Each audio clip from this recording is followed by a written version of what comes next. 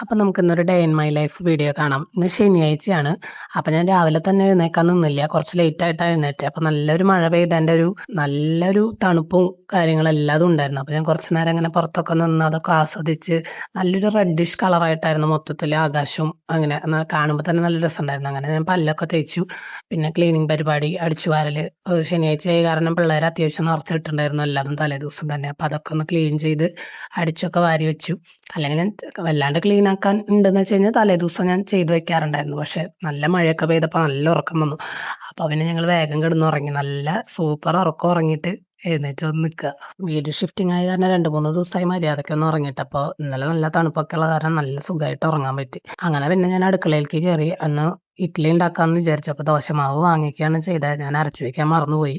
അപ്പോൾ ഇഡ്ഡലിയുടെ കാര്യങ്ങൾ നോക്കാം. ഇഡ്ഡലിക്ക് ചട്നിയും സാമ്പാറും ഉണ്ടാക്കാമെന്ന് വിചാരിച്ചു. അങ്ങനെ പിന്നെ ഇഡ്ഡലിയുടെ മാവ് അങ്ങോട്ട് മാറ്റി വെച്ചിട്ട് ചട്നിയുടെ പരിപാടികൾ തുടങ്ങി. അങ്ങനെ ചട്നി റെഡിയാക്കി. ഇതിൻ്റെ ഇടയിൽ ഞാൻ സാമ്പാറിന് പരിപ്പും മത്തങ്ങയും കൂടി വേവിക്കാൻ വെച്ചിട്ടുണ്ടായിരുന്നു. അപ്പോൾ അതൊക്കെ വെന്ത് കിട്ടി. ഇനി നമുക്ക് അതിലേക്ക് പൊടികൾ വറുത്തിടാം. പിന്നെ ഞാൻ ഈ ഒരു സമയത്ത് തന്നെ മല്ലിയില ഇട്ട് കൊടുക്കും. എല്ലാവരും ലാസ്റ്റ് ഇട്ടിട്ട് അടച്ചു വെക്കണമെന്നാണ് കണ്ടിട്ടുള്ളത്. അപ്പം എനിക്ക് അതിൻ്റെ മണമൊക്കെ ഭയങ്കര ഇഷ്ടമാണ്. അപ്പോൾ അത് കാരണം ഞാനത് ഈ തിളക്കനോട് കൂടി തന്നെ ഇടും. അങ്ങനെ സാമ്പാറിലേക്ക് പുളി പിഴിഞ്ഞ് വെച്ചു. പിന്നെ കായം കുറച്ച് പൊട്ടിച്ചിട്ട് കൊടുത്തു. കായൊക്കെ ഞാൻ ലാസ്റ്റായിട്ടാണ് ഇടാറ് കേട്ടോ. പിന്നെ അതിലേക്ക് കടുക് പൊട്ടിച്ചിടാം നമുക്ക്.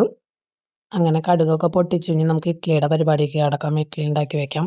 ഇന്നും നമ്മൾ കുഞ്ഞിഡ്ഡലി തന്നെ ഉണ്ടാക്കണത്. കുഞ്ഞിഡ്ഡലി മാത്രം തന്നെയാണ് ഇവിടെ തിന്നുള്ളൂ. വലിയ ഇഡ്ഡലി വലിയ താല്പര്യമില്ല ആർക്കും. ഞാനും ചേട്ടനും മാത്രം വേണമെങ്കിൽ വലിയ ഇഡ്ഡലി കഴിക്കും. അങ്ങനെ ഇഡ്ഡലി ഉണ്ടാക്കി വെച്ചതും 2 മിനിറ്റ് കഴിയുമ്പോഴേക്കും അതാവും. അപ്പോൾ നമുക്ക് എവിടേക്കും പോകാൻ പറ്റില്ല. ഇതന്നെ നോക്കി നിൽക്കണം. ഇപ്പം ഞാൻ ഒരു ട്രിപ്പ് ഉണ്ടാക്കണുള്ളൂ. അപ്പം നന്ദു ഉണ്ട്. അപ്പം നന്ദുവിന് ചോറ് കൊണ്ടുപോകണ കാരണം അവൾക്ക് ചോറ് വെക്കാമെന്ന് വിചാരിച്ചു. ഇപ്പോൾ ഇൻഡക്ഷൻ മേയ കാരണം ഓരോന്നോരോന്ന് കഴിഞ്ഞിട്ട് വേണ്ട ബാക്കിയുള്ളത് ചെയ്യാൻ വേണ്ടിയിട്ട്. അപ്പോൾ അത്യാവശ്യം ടൈമും നമുക്ക് കിട്ടണില്ല. അപ്പോൾ അവൾക്ക് കഴിക്കാനുള്ളത് മാത്രം ഉണ്ടാക്കി വെച്ചിട്ട് ബാക്കി ചോറ് വെച്ച് പിന്നെ അവൾ പോയി കഴിഞ്ഞിട്ട് ഉണ്ടാക്കാമെന്ന് വിചാരിച്ചു. അങ്ങനെ ചോറ് വെച്ച സമയം കൊണ്ട് ഞാൻ പോയി കുളിച്ചിട്ട് വന്നു. അപ്പോൾ ഇന്ന് എൻ്റെ ബർത്ത് ഡേറ്റാണ്. അപ്പോൾ ഞാൻ നന്ദുവിനെയൊക്കെ കൊണ്ടാക്കിയിട്ട് ഞാനങ്ങനെ അമ്പലത്തിലൊന്ന് പോയി തൊഴുതിട്ടാണ് പിന്നെ വീട്ടിലേക്ക് വന്ന് ബാക്കിയുള്ള പണികൾ ചെയ്തു തുടങ്ങിയത്. ഞാൻ കുറച്ചധികം ഇഡ്ഡലി ഉണ്ടാക്കി വെക്കേണ്ടത്. ശനിയാഴ്ച കാരണം പിള്ളേർ വീട്ടിലുണ്ടല്ലോ. അപ്പോൾ അവർക്ക് ഭയങ്കര വിശപ്പായിരിക്കും. വെക്കേഷന് എന്ത് ചെയ്യുന്നത് എനിക്ക് തന്നെ അറിയില്ല. അങ്ങനെ വീട്ടിലിരിക്കുമ്പോൾ എന്തെങ്കിലുമൊക്കെ ഇങ്ങനെ കഴിച്ചുകൊണ്ടിരിക്കണം. മൂത്ത ആൾക്കാണെങ്കിൽ ഇഡ്ഡലി, ചട്നി അല്ലെങ്കിൽ ചമ്മന്തി, അതാണ്. താഴെയുള്ള ആൾക്കാണെങ്കിൽ എന്തും പോവും അവിടെ. അവിടെ വലിയ കുഴപ്പമില്ല, സാമ്പാറൊക്കെ കഴിച്ചോളും. മൂത്ത ആൾക്ക് അതൊക്കെ എരിവാണ് ഭയങ്കര. എരിവ് തീരെ അവൻ കഴിക്കാറില്ല. അങ്ങനെ ഇത്തിരി അധികം ഇഡ്ഡലിയൊക്കെ ഉണ്ടാക്കി വെച്ചു. എനിക്കാണെങ്കിൽ ഇപ്പോൾ ഈ അടുത്ത് കുറേ ദിവസമായിട്ട് ഇഡ്ഡലി കഴിക്കണ കാരണം വലിയ താല്പര്യമില്ല. അപ്പോൾ എനിക്ക് ദോശ കഴിക്കാൻ തോന്നി. ഇപ്പോൾ ഞാനൊരു 2-3 ദോശ ഉണ്ടാക്കി ഞാനത് എനിക്ക് കഴിക്കാം. അപ്പോൾ നമുക്ക് ദോശ ഇതുമ്മേ വെക്കാനുള്ള പാത്രം ഇല്ലാത്ത കാരണം ഞാൻ നോൺ സ്റ്റിക്കിൻ്റെ പാത്രത്തിലാണ് വെക്കാറ്. വലിയ കുഴപ്പമുണ്ടാവാറില്ല ഉണ്ടാക്കി വരുമ്പോൾ. അങ്ങനെ ദോശയൊക്കെ ഉണ്ടാക്കി ഞാൻ ചായ വെക്കാൻ നിന്നു.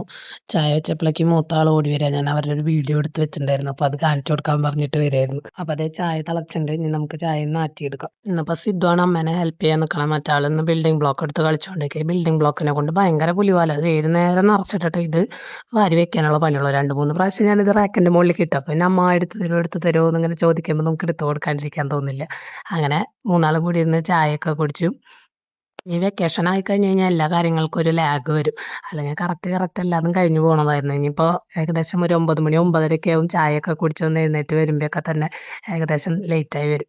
അങ്ങനെ വേഗം ചായയൊക്കെ കുടിച്ച് പാത്രങ്ങളൊക്കെ കഴുകി ക്ലീൻ ആക്കാൻ നിന്നു.